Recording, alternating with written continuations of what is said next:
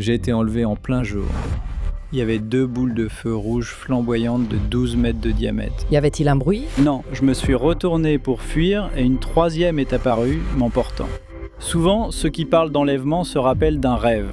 Je sais seulement que 4 heures ont disparu. Pensiez-vous devenir folle? Non, je savais ce qui m'était arrivé. J'ai été guéri. Christopher Bledsoe, l'un des témoins d'OVNI les plus fascinants au monde, partage toute l'histoire de son contact avec une intelligence non humaine et comment cette rencontre a éveillé en lui la capacité de guérir les autres. J'ai toujours senti qu'une force voulait mettre fin à ma vie. Je priais, puis les ovnis sont venus. Ce ne sont pas des extraterrestres, mais des anges. Et ils ont fait en sorte que tous les érudits religieux du monde m'appellent. Quelle est votre compréhension des portails? J'en ai vu un, il y avait une femme, elle dit « Tu sais pourquoi je suis ici? Ce que je fais, c'est modifier l'état de conscience. Les humains ont des pouvoirs bien au-delà de ce que nous pensons avoir. » Êtes-vous une prophétesse?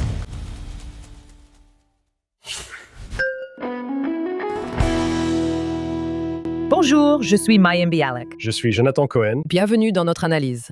Mayim est sans voix, donc je vais intervenir ici et dire que c'est vraiment un épisode différent de tout ce que nous avons jamais fait dans l'émission.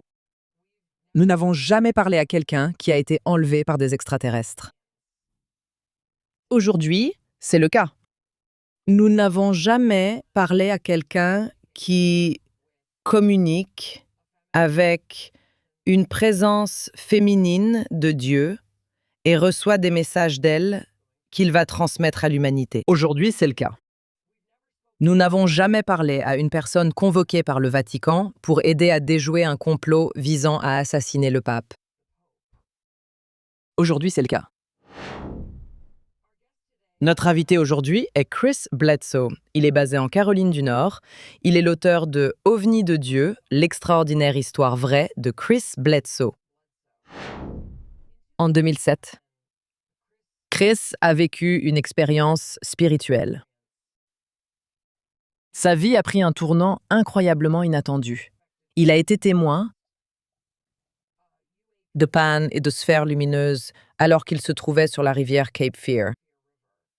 Et depuis ce jour-là, ses expériences avec une variété de phénomènes se sont intensifiées, y compris une capacité à entrer en contact avec le divin par la prière.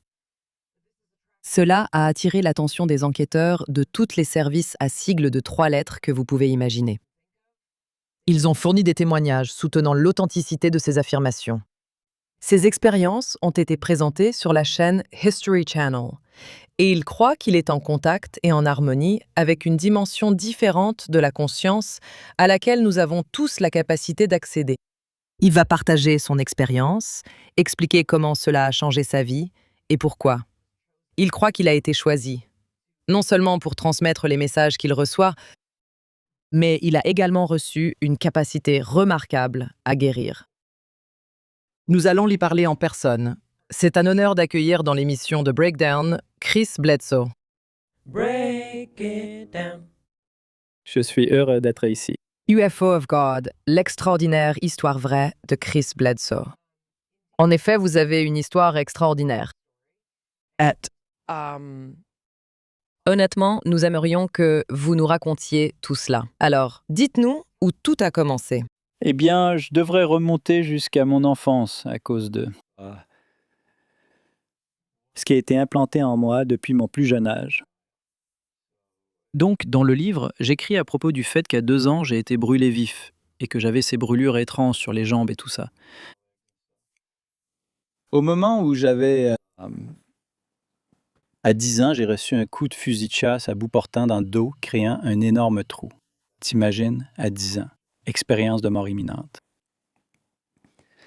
De plus, plusieurs autres événements, des accidents très étranges, m'ont aussi poussé à croire. Des échafaudages qui s'effondrent, qui se ferment, me jettent du 5e étage, et des voitures qui explosent, une voiture toute neuve, ça m'a envoyé à l'hôpital. J'ai toujours pensé qu'il y avait quelque chose qui essayait de mettre fin à ma vie. Et j'ai vécu comme ça en pensant essayer de m'attendre parce que ce sont vraiment des accidents bizarres, quoi. Et c'est comme ça que ça a commencé. avoir frôlé la mort à 10 ans. De quoi te souviens-tu? Eh bien, quand j'ai été touché par balle, ça m'a projeté en avant sur environ 3 ou 4 mètres sur le sol de la forêt, allongé là, en train de saigner. Je pensais que j'étais en train de mourir à ce moment-là. Ils m'ont emmené à l'hôpital. C'est un fermier qui l'a fait. À l'époque, il n'y avait pas d'ambulance à la campagne. Donc il m'a trouvé dans les bois avec 2 autres jeunes garçons. Il m'a pris sur son épaule, m'a mis dans un vieux camion Ford et m'a conduit à l'hôpital. Je saignais à mort. Et quand j'ai repris connaissance, je me souviens d'avoir vu la terre de là-haut, en regardant vers le bas. Et j'avais l'impression de flotter dans l'espace, debout sur... Je me sentais comme le surfeur d'argent. Il vole sur une planche de surf. Je me sentais comme ça dans l'espace, et revenir dans mon corps a été la pire sensation qui soit à cause de cette blessure. Mais tout a commencé par des tragédies. Et je pense que tout cela a joué un rôle dans ce qui s'est vraiment passé. J'ai épousé ma femme, et en juin de cette année, cela fera 44 ans que nous sommes mariés. 4 enfants, en construisant des maisons, une centaine par an ou plus, 130 par an. L'un des plus grands constructeurs de l'État. Constructeur privé. Et tout d'un coup, les attentats du World Trade Center ont eu lieu. Et étant à Fort Bragg, une ville militaire, c'était très difficile de vendre une maison. Et donc je déboursais 100 000 $ par mois en intérêts et en dépenses. Et 5 ans plus tard, je n'ai rien. Je suis fauché. Et je n'arrive même pas à nourrir mes enfants. J'ai dû demander des repas gratuits pour eux. Et puis j'ai eu, parce que j'étais gravement atteint de la maladie de Crohn, j'ai eu la maladie de Crohn pendant 18 ans. Et j'étais au bout du rouleau. J'ai crié à Dieu en pleurant. J'ai besoin d'aide, que dois-je faire? Et il se trouve que j'étais en train de pêcher sur la rivière Cape Fear avec mon fils et 3 autres gars. Nous faisions cela car nous étions hors de la ville et c'était mon premier travail en 2 ans depuis ma convalescence. Et ils voulaient fêter le fait de ne pas avoir à quitter la ville. Alors, je les ai emmenés à la pêche. Et c'est là que tout a commencé. Ils pêchaient au bord de la rivière. Il faisait jour, il était 5h10. Donc j'ai été enlevé en plein jour. Comme souvent dans les histoires d'enlèvement, les gens s'en souviennent en rêve ou se réveillent avec une marque. Je suis entré dans un champ de maïs où 2 boules de feu de 12 mètres brillaient devant moi à 5h10. Et j'ai essayé de me cacher, parce que je suis pilote professionnel. Je savais que ce que je voyais ne venait pas d'ici. Alors après l'avoir observé pendant 10 minutes, j'ai voulu m'enfuir, me cacher, pensant que je me cachais de cette chose, n'est-ce pas? Y avait-il un bruit? Non, il y avait 2 boules de feu rouges enflammées d'environ 12 mètres de diamètre qui tournaient simplement dans le sens des aiguilles d'une montre. Et je l'ai observé pendant quelques minutes en me cachant. Je me suis retourné pour courir et redescendre là où mon fils était, au bord de la rivière, parce que je m'inquiétais pour eux. En me retournant, une 3e est apparue au-dessus et a foncé devant moi. 4 heures plus tard, je suis revenu à pied vers le feu, sans savoir ce qui s'était passé durant ces 4 heures. Je vais revenir en arrière avant de partir. Nous sommes arrivés à la rivière à 2h30. Donc la pêche, c'est pas mon truc. J'ai dit, je vais aller dans les bois chercher un cerf. Peut-être que je peux m'asseoir près d'un arbre. J'étais vraiment perdu dans mes pensées, à me demander, à réfléchir, qu'est-ce que je fais, tu vois. Je sors des bois vers 16h15. 16h20. Je vais les voir, parce qu'il commence à faire sombre dans les bois à cette heure-ci. Le soleil se couche à 17h30 en janvier. La canopée des arbres est sombre. Je suis donc sorti pour les rejoindre. Je leur ai demandé s'ils voulaient rentrer ou encore pêcher. Ils ont répondu « On pêche, on vient d'arriver ». J'ai dit « Eh bien, il va faire froid ce soir. On ferait mieux d'allumer un feu ». Alors on a fait le tour du petit acre d'herbe et ramassé beaucoup de bois mort. 10 minutes après 5 heures, on avait le feu allumé. J'ai regardé ma montre, j'ai dit je vais marcher jusqu'au portail et chercher des animaux sauvages. Je ne voulais pas ça, je voulais juste marcher et réfléchir. Arrivé là-haut, il y avait 2 boules de feu. La troisième est apparue, et la prochaine chose dont je me souviens, c'est que je marche vers le feu où se trouvent ces types. Et je suis à environ 50 yards, en train de marcher. Je sortais de l'obscurité, ils ne pouvaient pas me voir, sans lampe de poche. Mais je pouvais les voir debout, là, regardant un tout petit feu. C'était un grand feu. Je les ai vraiment effrayés en sortant de l'obscurité à cet endroit et en parlant. Ils ont sursauté et demandé où j'étais. J'ai dit « Qu'est-ce que tu veux dire? J'étais juste dans le champ. » Il a dit « Non. » « Où étais-tu? » Et j'ai dit « J'étais juste au terrain, j'y étais il y a 20 minutes. » Ils ont dit « Non, tu es parti depuis 4 heures. » J'arrivais pas à y croire du tout. J'ai constaté l'absence de Chris Christian. Il était avec moi. Alors j'ai paniqué. Je me suis enfui. Ils ont dit qu'on était allé dans les bois où j'étais allé plus tôt, au bout du cul-de-sac. Il y est allé pour me chercher pendant que 2 de ces gars prenaient mon camion. Ils sont partis en voiture pour me retrouver et une personne est restée près du feu. Mais quand je suis revenu, Junior n'était pas là. Ils ont dit qu'il avait disparu depuis 2 heures. Il est parti te chercher à pied et nous ne pouvons pas le retrouver non plus. Mon Dieu, je ne pensais qu'à ça. Il est perdu dans ces grandes forêts. Je crois toujours que seules 20 minutes ont passé. C'est tout. Je suis donc parti. Je n'étais resté près du feu avec eux que 3 minutes avant de m'en apercevoir, et j'ai couru vers le fond du cul-de-sac en criant son nom. Et je l'entends bouger dans les buissons. Et ce qui s'est passé, c'est qu'il s'était reculé sous ces buissons pour se cacher. Parce que ce qu'il avait vu, c'était quand il était sorti me chercher, les gars roulaient un camion. Ils pouvaient voir sur près de 400 mètres le chemin jusqu'à l'endroit où il tournait à gauche, tu vois? Et tout au bout de ce chemin, il a vu 2 petites boules rouges de lumière sortir d'un côté et traverser la route de l'autre côté. Il a aussitôt pensé à quelque chose de militaire, car ils utilisent souvent des lampes de poche rouges, ce à quoi cela ressemblait. 2 petites lampes de poche rouges. Et il s'est approché, il a dit à l'un des gars près du feu, qu'il a vu cela et a essayé de le lui montrer. Mais l'autre ne l'a jamais vu. Il est donc retourné où il était. Quel âge avait-il à ce moment-là? 17 ans. Et lorsqu'il est revenu, il a vu qu'ils étaient sortis des bois près de la rivière et revenaient sur la route, s'approchant de lui. Ces 2 petites boules de lumière, à peu près de la taille de votre main, descendaient la route. Elles s'approchent à moins de à 15-20 pieds de lui, et ce ne sont pas des boules de lumière, ce sont des yeux lumineux. Chacun ressemblait à une seule boule, mais quand ils se sont suffisamment approchés, il s'agissait de 2 yeux ronds, rouges et lumineux. Et ils mesuraient entre 1 mètre et 1,20 mètre de haut. De petites créatures translucides et lumineuses. Elles paraissent noires dans l'obscurité si elles ne brillent pas, car elles sont translucides. Et leurs yeux sont ronds. Bref, ça lui a fait vraiment très peur. Il ne pouvait plus parler, il ne pouvait plus prononcer un mot. Il ne pouvait pas crier, complètement paralysé. Je l'ai trouvé. Ces créatures étaient toujours là quand je me suis approché de lui, parce qu'il pouvait les voir. Et ça a brisé ce qu'ils étaient en train de faire avec lui. Il l'avait paralysé, il ne pouvait pas bouger.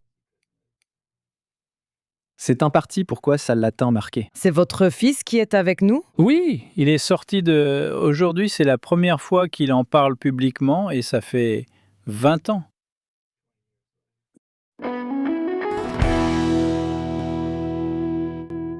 Il sort de là et il est sous le choc. Il a les yeux grands comme ça et je m'inquiète pour lui. Il m'a demandé « Pourquoi tu m'as laissé, papa? » J'ai répondu « Je t'ai pas laissé, je me suis absenté que 20 minutes. » Il a insisté « Non, t'es parti toute la nuit. » Et il était sous le choc, les yeux grands ouverts. Il tremble. Je le traîne jusqu'au feu qui est à 50 mètres de là, jusqu'à la berge où il se trouve. Maintenant, ils paniquent parce qu'ils m'entendent parler de boules de lumière et entendent Chris Junior parler de créatures lumineuses, d'yeux rouges brillants. Soudain, l'un des gars du groupe crie et on lève les yeux. Et là, il y a comme 8 ou 9 étoiles qui se rassemblent.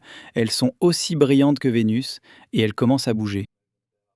Et 3 d'entre elles ont atterri devant nous à environ 70 mètres de l'autre côté de la rivière, sur la berge. Donc on a 3 boules lumineuses blanches de 12 mètres de diamètre qui pulsent comme une lumière de soudure, posées de l'autre côté de la rivière. Maintenant, la rivière fait 45 mètres de large. C'est juste sur la berge. Il leur a fallu 1 seconde pour voir que ce que nous disions était en train de se passer. Ils ont sauté dans mon camion. J'avais un Ford F-150 4 portes. On a laissé les cannes, les glacières, tout sur place. On est parti de là en direction de la barrière, d'accord? Eh bien, l'un des gars crie à plein poumon en regardant derrière et les voilà qui arrivent. Cette boule de lumière rouge, l'un de ces êtres derrière nous, poursuivait le camion tandis qu'on repartait. Je ne l'ai pas vu, mais ils l'ont confirmé. Nous sommes arrivés en haut de la colline. Nous avons franchi le sommet de la colline, on a presque décollé sur ce chemin de terre boueux. Arrivé au sommet de la colline, j'ai freiné brusquement, car les mêmes orbes qui m'avaient emmené 4 heures plus tôt étaient encore là. 2 d'entre eux. La troisième qui m'a attrapé est maintenant au sol devant mon camion. Et ce n'était plus une sphère, c'était un tic-tac. C'est ainsi que le gouvernement américain s'est intéressé à mon cas dès ce moment. Explique ce que c'est pour les gens qui ne savent pas. Eh bien, vous savez, David Fravor, le pilote, a été signalé au large des côtes de la Caroline du Nord. La marine suivait ces tic-tac. Il ressemblait à un ballon de football américain ou un œuf couché ou un tic-tac, une sorte de pilule en quelque sorte. Ce qui était fou, c'est que je le savais, je suis dans le bâtiment, tu vois. Concepteur. Je suis doué pour regarder les choses et en deviner la longueur. Je compte les carreaux sur les sols et les murs. Donc je savais que ce truc faisait 45 pieds de long, parce que la queue était dans le fossé d'un côté de la route et le nez dans le fossé de l'autre côté. Donc je savais. Et c'était la clé quand j'ai signalé que ce truc brillait en blanc, que ça ressemblait à une pilule ou à un ballon de football, et que c'était cette longueur-là. La CIA, l'auteur de la préface de mon livre, il est le directeur des opérations. Il a dit qu'il avait vu ce rapport le jour où je l'ai fait et il a dit « bingo », voilà où le tic-tac a emmené quelqu'un. Il suivait ce truc depuis toujours, mais il est arrivé et il m'a emmené en plein jour. Et ils étaient en train de le suivre à 100 km de l'endroit où j'étais assis, n'est-ce pas? Voilà à quel point la côte était proche. Et c'est comme ça que tout a commencé avec la NASA et tout le reste. À l'époque, quelle était votre perception? Avez-vous grandi en pensant qu'il y a des extraterrestres? Qu'est-ce que vous pensiez à ce moment-là? Eh bien, souvenez-vous, j'étais un constructeur, je construisais 100 maisons par an, et ce depuis 20 ans. J'avais un empire, 400 employés, 4 enfants à la maison et pas une seule pensée pour les extraterrestres ou quoi que ce soit de ce genre. C'était juste élever des enfants et construire 2 maisons complètes par semaine. Pensez-y, je terminais 2 maisons chaque semaine. Tu étais plus. très occupé. Alors je pensais pas à ce genre de choses. Et quand tout s'est déroulé, et en tant que pilote professionnel, j'ai aussi beaucoup volé, et donc je l'avais jamais vu depuis un avion, jamais vu jusqu'à ce moment-là. Sauf une autre fois, je n'étais pas sûr de ce que je regardais. Mais cette fois-ci, je l'étais. Et ça m'a guéri de la maladie de Crohn. J'avais la maladie de Crohn, et cette nuit-là, ça l'a complètement fait disparaître. Ça m'a guéri, et il n'en reste aucune trace. Quand tu as dit que le troisième est descendu et t'a emmené, Oui. tu te souviens de comment ça s'est passé? Est-ce que c'était un rayon de lumière? À quel moment ta mémoire passe de « j'ai peur de ces choses » à « je suis en train d'être ramené » ? Eh bien, je ne savais pas que j'étais en train d'être ramené. Je ne savais pas qu'on m'emmenait. Je sais seulement que 4 heures avaient disparu. Mais après 1 an de travail avec un certain Dr. Michael O'Connell de Harvard, il était un spécialiste renommé. Il a appris l'hypnothérapie avec John Mack, puis on commençait à travailler avec moi. J'ai commencé à me souvenir de certaines choses. Et en gros, ce que cette sphère a fait, c'était une sphère qui ressemble à une sphère quand elle brille, mais en fait, c'était un tic-tac. Ça m'a complètement recouvert en quelques secondes, c'était juste au-dessus de moi, et j'ai levé les yeux, et ça ressemblait à une lumière tourbillonnante qui se repliait sur elle-même, presque comme des cristaux. C'est à ça que ça ressemblait, juste en dessous de ce truc. Et puis, ensuite, j'ai ressenti ce bruit, presque comme un bruit d'aspirateur. Et puis je me suis retrouvé dans une pièce sombre, qui était ronde. Je savais qu'elle était ronde parce que je le sentais, et j'entendais ma respiration résonner contre ça, juste à l'intérieur. Et puis la lumière commence à apparaître à l'intérieur. La lumière a commencé à reculer. Et ouais, puis j'ai eu droit à une visite virtuelle pendant tout le temps où ils m'ont gardé. Une visite de quoi? De la Terre. Ils m'ont emmené en Égypte et m'ont d'abord montré les pyramides.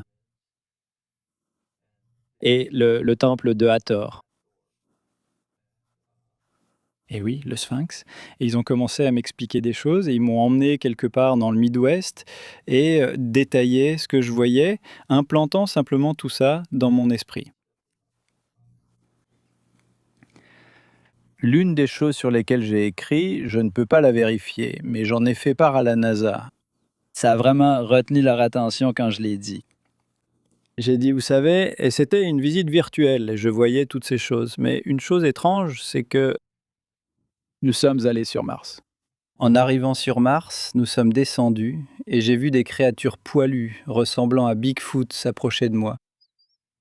Ils se sont adossés et m'ont regardé ainsi. Il a dit, tu dois regarder le film John Carter. Cela venait directement de hauts responsables de la NASA. Regarde-le si tu ne l'as pas vu. Je ne l'ai pas vu. Alors peut-être que ces choses viennent d'ailleurs, par des portails. C'est le sujet du film.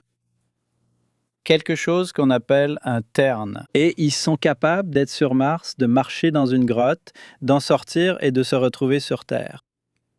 Nous n'avons pas trouvé de preuve que la vie puisse se maintenir dans de telles conditions sur Mars.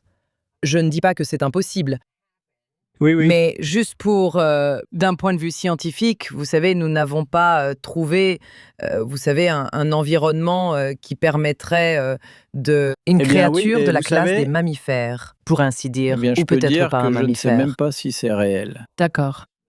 C'était une vision qu'ils m'ont donnée.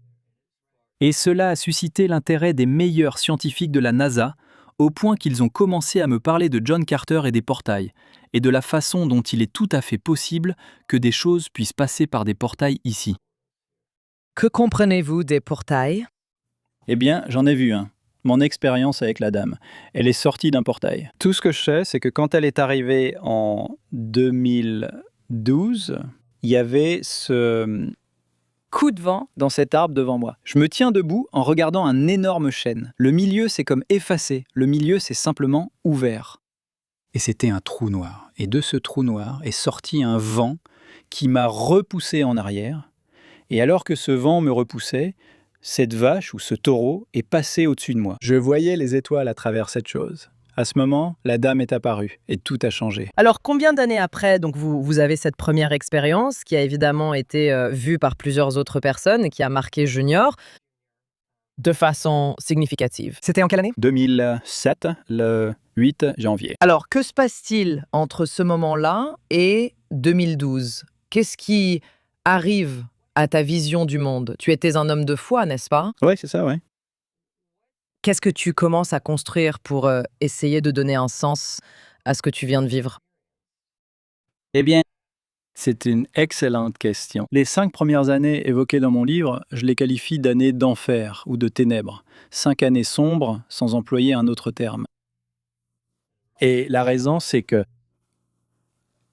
j'étais un chrétien dévoué. J'ai grandi dans le pentecôtisme, j'ai grandi dans une église baptiste et j'ai épousé une fille pentecôtiste. Et je ne parle pas simplement de l'église du coin. Je parle des responsables de la conférence ou de sa famille. Ils venaient de toute la conférence, de partout en Caroline du Nord. Donc j'avais ça en face de moi, plutôt qu'une simple petite église locale du quartier, tu vois. Alors voilà ce qui s'est passé. Je rentre à la maison, le 8. Le lendemain matin, je me réveille, j'ai plus la maladie de Crohn, je suis plus malade. Et j'ai pris des médicaments pendant 18 ans pour une forme sévère de la maladie de Crohn. As-tu remarqué que le lendemain matin, tu t'es Je le dit qu'il se savais, passait je le quelque savais. chose? Je savais. Comment se passait généralement ta matinée? J'ai des amis atteintes de la maladie de Crohn. Je me lève et je prends tous les médicaments que le médecin m'a donnés et j'ai l'impression que je vais vomir à tout moment. et tu as des douleurs abdominales, tu fais des allers-retours à l'hôpital, aux urgences, et ils t'endorment l'estomac avec une boisson épaisse. C'était tous les jours de ma vie. Et je me lève le lendemain matin et je pense encore à ce qui s'est passé. Et il est déjà 10 heures. J'ai pas pris mes médicaments. D'habitude, je les prends dès que je me lève, parce que si tu passes une journée sans les prendre, ça revient. Cela revient en 3 jours. À 10 heures, j'ai réalisé que je n'avais pas pris mes médicaments. Et j'ai pensé, je ne ressens pas cette sensation aujourd'hui. J'ai pensé que j'allais essayer et peut-être le prendre plus tard ce soir. C'est une expérience importante, car tu pourrais faire une grosse rechute. Oui. Tu pourrais finir à l'hôpital. Et ce soir-là, je me sentais mieux. Et à partir de là, je n'ai plus jamais pris un autre comprimé. Et je suis allé à Chapel Hill. Je suis allé voir mon médecin. Ils m'ont fait passer des tests sans rien trouver, disant que ça a dû entrer en rémission. Tu as dit « J'ai été enlevé par des extraterrestres et je vais mieux ». Alors ils m'ont envoyé à Chapel Hill pour faire ce test sur moi afin de voir où c'était parti. Et il n'y avait aucune trace de ça. Donc j'ai compris à ce moment-là que ce à quoi nous avions affaire m'avait entendu l'appeler à grands cris.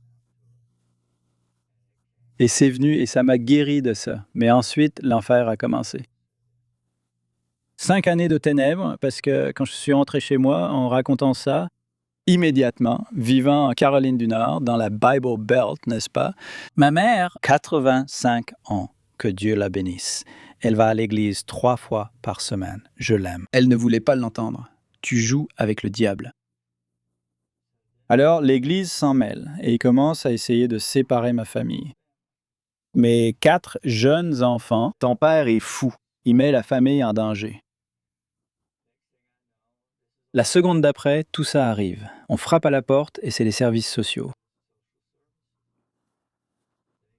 Ils les ont appelés. Quelqu'un l'a fait. L'école interrogeait mes enfants pour savoir si je disais que je jouais avec ce genre de choses. Donc, soit les écoles, soit quelqu'un dans la communauté appelle les services sociaux. Maintenant, je dois me battre contre le gouvernement pour garder ma maison et mes enfants. Pendant ce temps, mes enfants le voient avec moi. Alors que la communauté et les gens étaient horribles. Ce phénomène a été merveilleux pour moi durant 20 ans. Et j'en ai parlé à 1 millier de personnes au fil du temps. Je n'ai jamais vu d'aspect négatif à ce sujet et j'ai constaté surtout des guérisons. Mais ce sont les gens. C'est la communauté qui était difficile à gérer. Je veux dire, c'est une menace. Ouais, donc pendant 5 ans, j'ai géré ça. Horrible. Des gens s'immiscent dans la vie de ma famille et ce que cela a causé. Ces enfants ne leur tenaient pas tête, ne leur répondaient pas. Mais ils venaient me voir et ça a rendu la famille extrêmement soudée. Donc mes enfants, ils sont tous en contact et ils ont dû rompre leur lien avec l'Église. Et quand je parle de l'Église, je reste une personne très spirituelle. J'aime ma foi. Je suis plus fort maintenant que je ne l'ai jamais été, parce que quand je prie, ça vient. C'est comme ça que ça vient dans la prière. Je fais une prière, et voilà que les lumières arrivent. Et les gens disent, tu joues avec le diable. Je vais dire, prier Dieu fait venir le diable. On devrait tous arrêter, non? Et ils ne savent pas comment gérer ça. Les gens ignorent comment répondre à cet aspect-là, mais c'est ainsi que ça arrive. Alors, 5 ans plus tard, après avoir été réduit en bouillie, et rappelle-toi, j'étais Richard Dreyfus. Quand c'est arrivé et que ça m'a emporté, j'étais exactement comme lui. Je ne pouvais pas ne pas le raconter. Je faisais aussi des montagnes de purée sur ma table, tout comme lui, qui en était obsédé. C'était moi? As-tu eu l'impression de devenir folle? Non. Non, pas du tout. Je savais ce qui m'était arrivé, j'étais guéri. Je l'ai vu en plein jour, et je le vois encore tous les jours. Il vient toujours chez moi. Chaque jour. Chaque jour, ça entre chez moi, ça marche, de petites ombres marchent. Ma femme l'a vu. Si je ne cherche pas le phénomène, comme tout récemment, il pleuvait une nuit. Je n'étais pas sorti depuis une semaine car il pleuvait chaque nuit. Alors j'ai dit à ma femme que nous vivons dans une petite cabane sur 6 hectares au bord d'un étang privé. Petite, donc ça veut dire qu'on est dans un salon de 3 mètres sur 3 Et elle est assise le plus près de moi sur un canapé et moi je suis sur l'autre. Je dis que j'allais voir si le ciel était assez dégagé pour observer le ciel. Je mets la télé en pause, j'ouvre la porte, je passe devant elle, je sors, il y a des nuages. Je reviens. Elle a dit, en sortant, une sphère verte est apparue au-dessus de ta chaise, à peu près de cette taille, crépitant et grésillant avec ce bruit électrique. Et puis pouf, toute la pièce s'est remplie de lumière verte. Où on les voit voler dans ma chambre, traverser les murs. C'est constant. Avant-hier soir, j'ai appelé mon assistant, Casey. Je suis sorti 5 minutes et je l'ai appelé. J'ai dit, Casey, on va aller au contact demain matin. Et j'ai dit, laisse-moi raccrocher pour que je puisse filmer ces orbes pour toi. Donc je raccroche pendant que je parle, je prends mon téléphone portable et cette orbe descend du ciel, passe entre les arbres juste devant moi et je la filme pour elle. 4 ou 5 autres, puis je la rappelle aussitôt, j'y envoie, j'ai dit, ça va me trouver. Si je cherche pas, c'est lui qui me trouve. Toujours. Est-ce qu'on a le droit de voir ça? Si tu veux. Oui. Je viendrai ici et je t'emmènerai quelque part dans un canyon sombre. Et je te garantis que tu verras quelque chose. Du moins, Oui. je pense que je Quand peux. tu penses à ton enfance, n'est-ce pas? Et à tous les défis que tu as rencontrés, et ce sentiment qu'il semblait que quelque chose essayait de te faire du mal. Comment cela se rapporte-t-il, ou est-ce que cela se rapporte à ce qui t'est finalement arrivé? Eh bien, je pense que le phénomène est entré dans ma vie quand j'étais petit. En sachant qu'un jour, ce serait moi qui raconterais l'histoire. Et que chaque fois que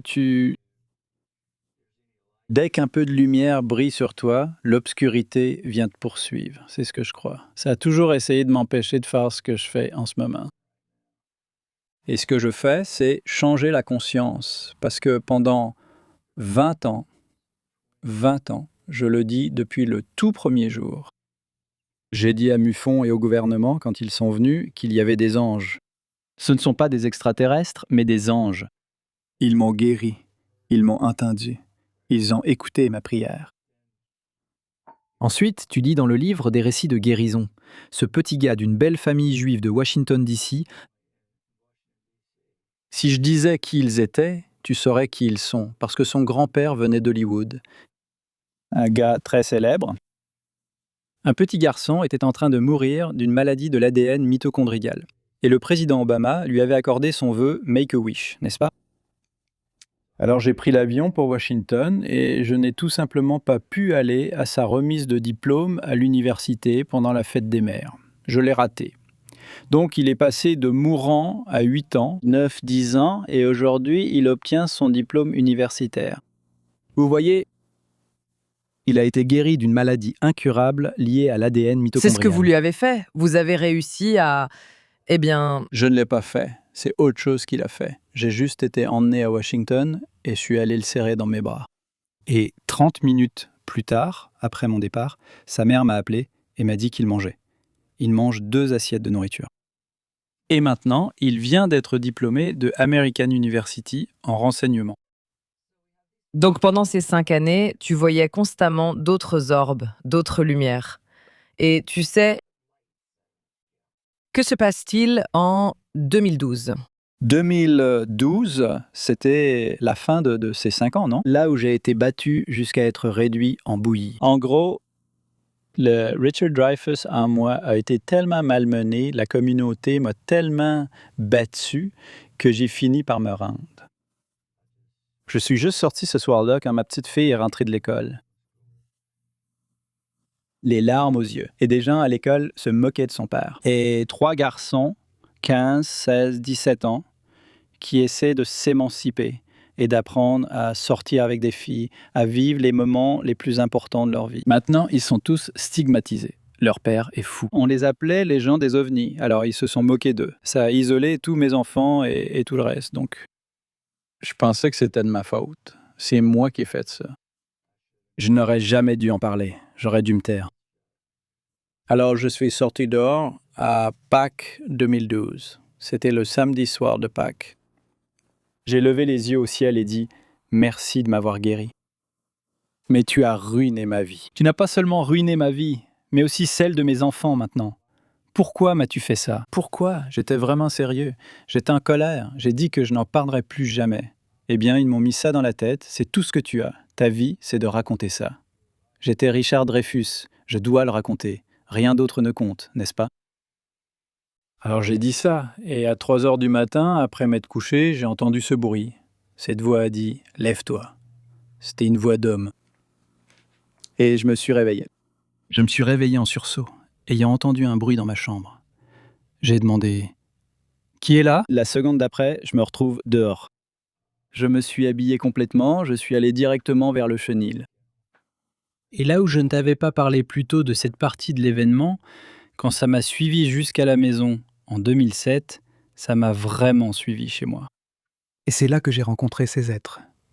Eh bien, cette nuit-là, ça m'a ramené au même endroit quand ce portail s'est ouvert, ce trou devant moi, et de ce trou est sorti ce vent et cette vache qui m'a renversé. Je pouvais voir des étoiles à l'intérieur. Donc je tombe sur le dos parce qu'elle m'a renversé, boum, dans les feuilles, je roule, donc je regarde de ce côté pour voir où elle est allée, je me relève pour courir, d'accord? Et il n'y avait pas de vache, il y avait une femme. Elle était aussi proche de moi que toi, elle était même encore plus près que la distance entre toi et moi. Elle était à environ 1,80 m de moi. C'était la plus belle chose que j'ai jamais vue. Elle portait une robe blanche qui partait de son cou, un col, sans ouverture ni rien, et qui allait jusqu'à ses bras ici. Et les manches étaient drapées. Et ça ressemblait à des drapés à la romaine, pas à des plis. Et ça descendait jusqu'au-dessus de ses pieds. Sa robe, je veux dire, elle mesurait environ 1,40 m ou 50 m, flottant à cette hauteur au-dessus du sol. Comme j'étais à genoux, ses pieds arrivaient près de mon menton. Je la regardais en levant les yeux. Et elle se penche vers moi comme ça et elle dit « Tu sais pourquoi je suis ici ?» Et je savais pourquoi elle était là, parce que ce soir-là, je m'étais disputé avec ce type et j'avais dit que je n'en parlerais plus jamais. Donc je savais pourquoi elle disait ça. Elle a dit « C'est ton fardeau. Tu dois le porter. Et si tu fais cela, je serai toujours avec toi. Et je te permettrai de partager notre présence publiquement à la télévision, avec les gens et avec des témoins. » Elle m'a dit cela. Et j'essayais de filmer cela depuis 5 ans, chaque nuit, pour prouver à la communauté que je n'étais pas fou. Et chaque fois que je sortais une caméra, ça grillait ma caméra. J'ai encore des caméras dont les capteurs ont été grillés. Impossible de prendre la photo, ça disparaissait avant que j'appuie sur l'obturateur. Et c'est en partie ce que je criais vers le ciel. J'essaie de prouver que j'ai raison. Tu as ruiné ma famille, mes enfants. Et tu ne me laisses même pas le partager. Mais elle a dit, si tu fais ça, je te laisserai faire connaître notre présence. Et à partir de ce moment-là, j'en ai accumulé sur mon téléphone. Il y a 22 000 photos et vidéos sur mon téléphone en ce moment, et j'ai des disques durs remplis de choses. Et tout commence en 2012. Et c'est à ce moment-là que le gouvernement s'est vraiment impliqué, parce qu'il voulait en savoir plus sur la dame, qui elle était, ce qu'elle avait à dire. Le Vatican s'est impliqué. Comment le Vatican s'implique-t-il? Il reste toujours impliqué d'une façon ou d'une autre. Dr. Diana Pasulka. Nous lui avons parlé. Diana est une voisine. Elle habite à Wilmington, en Caroline du Nord. Oui, c'est vrai. Je n'y avais pas pensé. J'ai vécu à Wilmington la plupart de ma vie. Mes enfants, certains d'entre eux, un de mes enfants y vit encore avec mon petit-fils, donc nous étions toujours là-bas. Elle est venue me trouver. Elle voulait parler. Elle avait entendu parler de mon expérience. C'est là que tout a commencé. C'est là que je lui ai présenté un scientifique de la NASA qui s'appelait Tim Taylor. Elle ne voulait pas le rencontrer. Elle en avait très peur. J'avais déjà travaillé avec lui sur la recherche sur les cellules souches, sur la rétro-ingénierie avec des électrons et tout ça pendant 2 ans, et finalement je les ai présentés. Et elle a écrit à son sujet, j'en parlais jamais publiquement, mais maintenant je m'en fiche. Elle craint de dire son nom, mais moi ça m'est égal. Je peux le dire sans cesse. Mais j'ai travaillé avec lui pendant longtemps. Eh bien, beaucoup de choses dont nous avons parlé avec la docteure Pasulka. Il savait porter là-dessus. Vous savez, qu'est-ce que ça donne de réinterpréter la possibilité d'une vie extraterrestre comme quelque chose de semblable à ce qu'ont vécu les prophètes bibliques? Qu'est-ce que ça donne de dire qu'il y avait, euh, vous savez, des êtres qui, à l'époque biblique, il y a des milliers d'années, on les appelait des anges. Et il existe en fait différents types Eh bien, d'anges. cela signifie L'hébreu le simplement révèle. messager. Eh bien, il y en a deux. Il existe aussi différents C'est ça. types d'anges. L'hébreu indique en quelque sorte les différentes fonctions qu'ils remplissent. Mais est-ce que cela t'est venu à l'esprit comme une façon de fusionner un peu la foi dans laquelle tu as grandi avec ton expérience? Absolument. Si quelqu'un a un doctorat honorifique, j'en ai 3 en études religieuses parce que non seulement Diana, mais j'ai eu tous les spécialistes religieux du monde qui m'ont appelé pour en savoir plus sur tout ça, tu vois. Et donc, ça m'a complètement bouleversé quand c'est arrivé. Je priais. Et les ovnis sont arrivés. D'où mon livre, UFO of God, je prie Dieu et les ovnis arrivent. Pense à ça, ils m'ont guéri. Ils m'ont béni et guéri d'autres qui étaient gravement malades. Alors, est-ce que c'est extraterrestre? J'ai longtemps lutté avec cette question, sans jamais y mettre d'étiquette. Je laisse chacun décider. Mais j'observe les mêmes schémas depuis 20 ans. Personne d'autre n'a ça. Pendant 20 ans, j'ai dit qu'il y avait des êtres spirituels que je crois être des anges. On s'est moqué de moi partout. Le monde des ovnis s'est moqué de moi. L'Église s'est moquée de moi. Tout le monde. Donc, j'ai été dans mon coin. Et puis, ces 3 dernières années, tout à coup, ça a changé. Et maintenant, Chris avait raison. C'est spirituel. Cela pourrait être des extraterrestres, des démons, des anges ou autre chose. Et maintenant, on a tous ces experts qui sont spécialistes du sujet et ils ont 3 ans d'études dessus, non? J'ai 20 ans d'interaction intense avec ça et je peux interagir avec ça à tes côtés si tu veux vivre cette expérience. Je veux dire, Et ce c'est... sont les schémas, Oui. juste une prière, qui les amène. Donc, Sont-ils extraterrestres? Je pense qu'ils ont toujours été là. je pense qu'ils nous ont probablement créés ou qu'ils veillent sur nous comme des gardiens, mais je ne sais pas ce qu'ils sont. Je sais juste qu'ils existent. Mais je le vois différemment. Je parle de la conscience différemment de la plupart des gens. C'est un ordinateur qui va créer ce que tu veux et te le donner. Donc si tu veux, par exemple, tu veux voir des triangles, on sort et c'est là-dessus que tu te focalises. Et c'est ce que tu auras. Tu veux voir des soucoupes volantes? Si tu te concentres là-dessus, c'est ce que tu obtiendras. Mais qu'est-ce que tu obtiens là?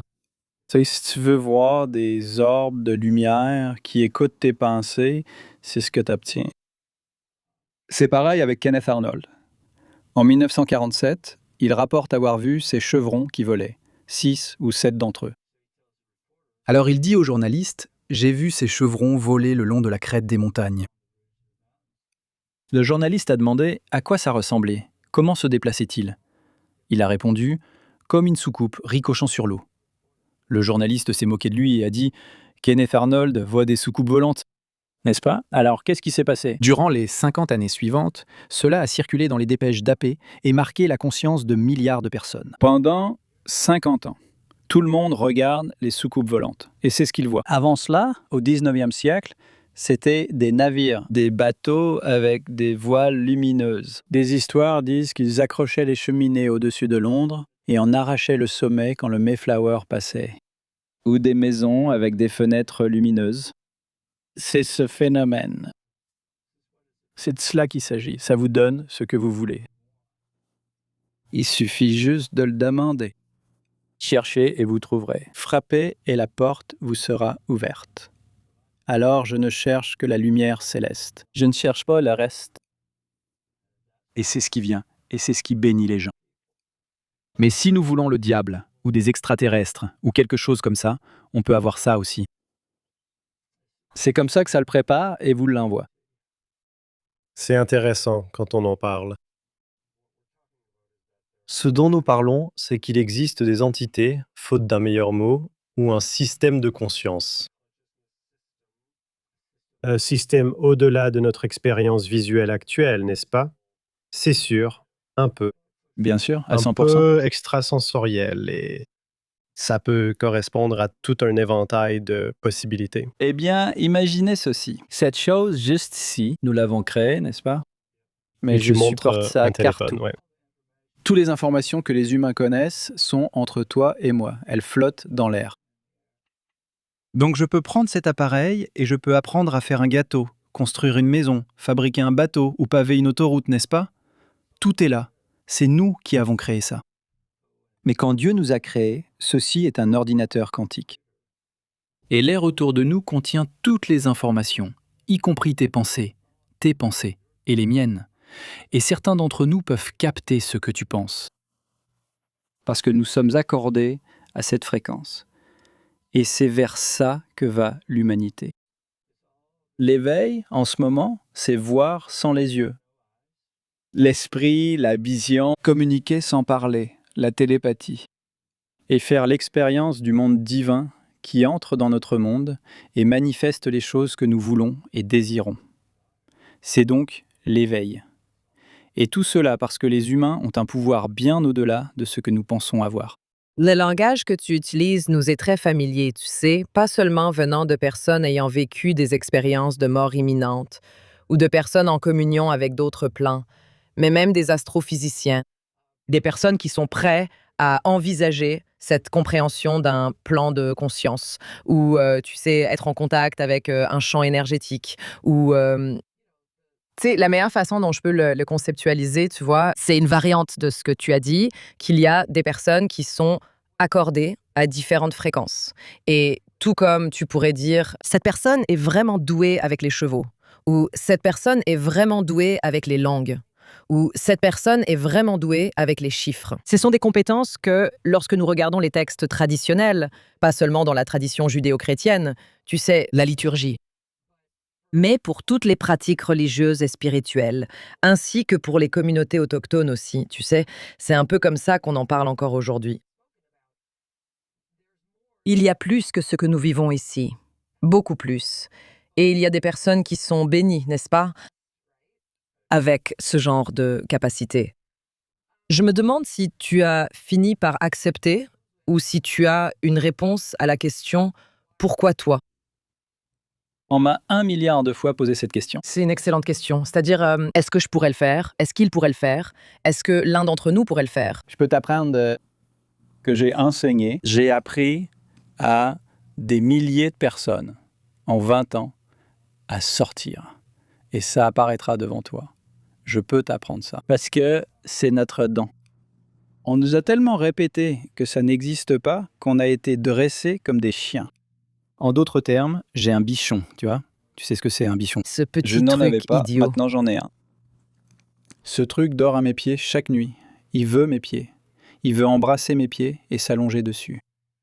J'ai organisé une observation du ciel à Wilmington l'année dernière et cette dame de Montréal est venue tout droit du Canada pour me rencontrer. Ma femme se promenait avec notre chien et elle bichon a adoré ça. J'en ai 2 comme ça. Elle a demandé « Il dort à tes pieds ?» J'ai dit « Eh ben, comment tu savais ça ?» Elle a dit « Quand les humains les ont élevés. » Ils les ont élevés pour le roi et la reine de France afin de leur tenir les pieds au chaud la nuit. Alors comment un humain a-t-il pu élever un chien pour qu'il veuille dormir sur les pieds de quelqu'un et que tous continuent à le faire 500 ans plus tard? N'est-ce pas? Donc à notre arrivée, quand l'Église primitive a commencé, ils ont répandu la peur en affirmant que jouer avec cette lumière mènerait au bûcher. Et ils l'ont fait à toutes les femmes. Ils les ont brûlées. Les femmes étaient les guerrières les plus spirituelles, tandis que les hommes couraient avec des massues et se frappaient. Puis, ils consultaient la femme, l'oracle, dans la grotte. Ce qui va se passer. Mais c'est devenu, au lieu d'une armée, c'est devenu une affaire religieuse. Et ils ont expulsé toutes les femmes, ils ont créé l'église et un truc d'homme. Et quand la dame est venue me voir en 2012, elle a dit que ça devait cesser parce que l'équilibre ce n'est pas un équilibre, c'est déséquilibré. Alors nous allons revenir dans ce monde et rétablir l'équilibre, le féminin divin. Et nous entrons dans l'ère du Verseau.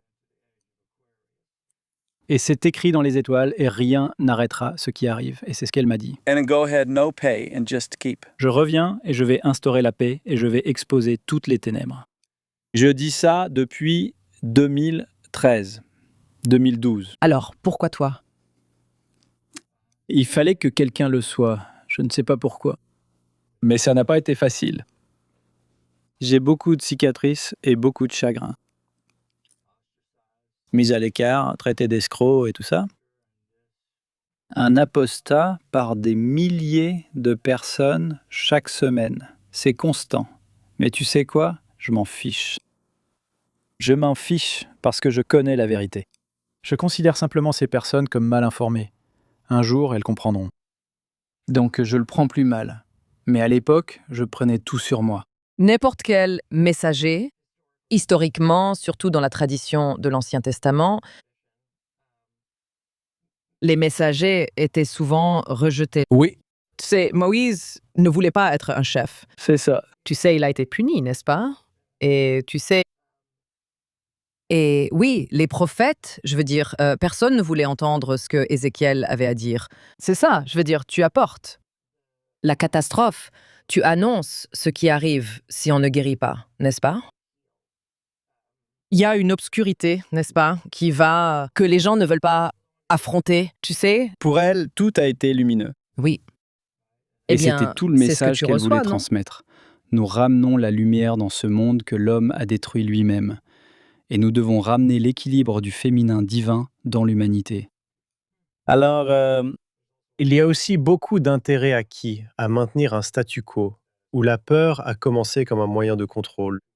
C'est toujours le cas. Si nous ne pouvons pas vous dire ce que Dieu dit, alors vous le serez par vous-même.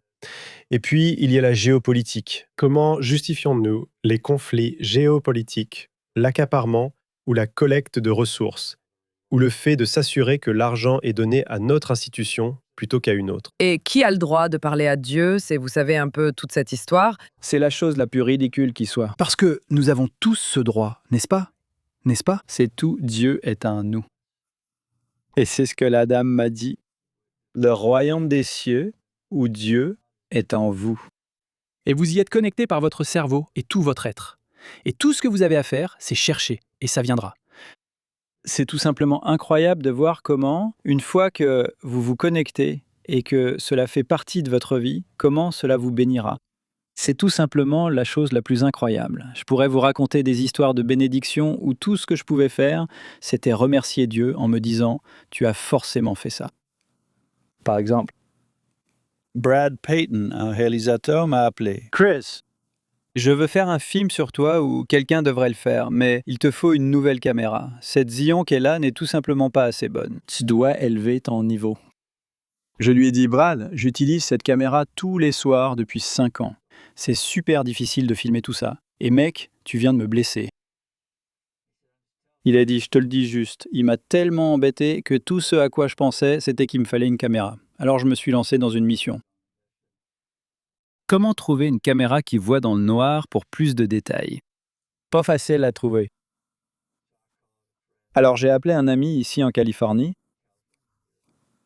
un vidéaste, un chef opérateur. J'ai dit « Steve, aide-moi, de quoi ai-je besoin ?» Alors pendant quelques mois, nous avons fait des recherches et il m'a dit « C'est ce modèle-là, c'est cet objectif-là, c'est ce qu'il te faut. » Et il m'a fait une liste.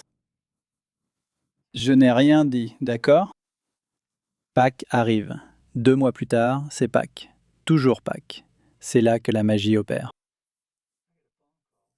Je reçois un coup de fil de la nièce de Danny Sheehan. Danny est très impliquée dans la divulgation, tu vois. Elle m'appelle, elle s'appelle Christina, elle me dit « Chris, j'ai une amie à Washington, une femme très généreuse. Elle veut t'acheter ta caméra. » J'ai dit « Faire quoi? » Elle a dit « Oui, elle veut t'acheter ta caméra. » J'arrivais pas à y croire parce que j'avais fait des recherches pendant 2 mois. Alors je lui ai envoyé la fiche que mon ami Steve m'avait donnée 2 jours avant. Et 2 semaines plus tard, cette dame est arrivée chez moi avec cet appareil photo et 2 autres. Elle m'en a apporté 3. Donc, et des trépieds et tout ce dont j'avais besoin. Mais elle a dépensé beaucoup d'argent. Et je n'en ai jamais parlé à personne. tout ce que j'ai fait, c'est y penser. Et ça s'est simplement manifesté.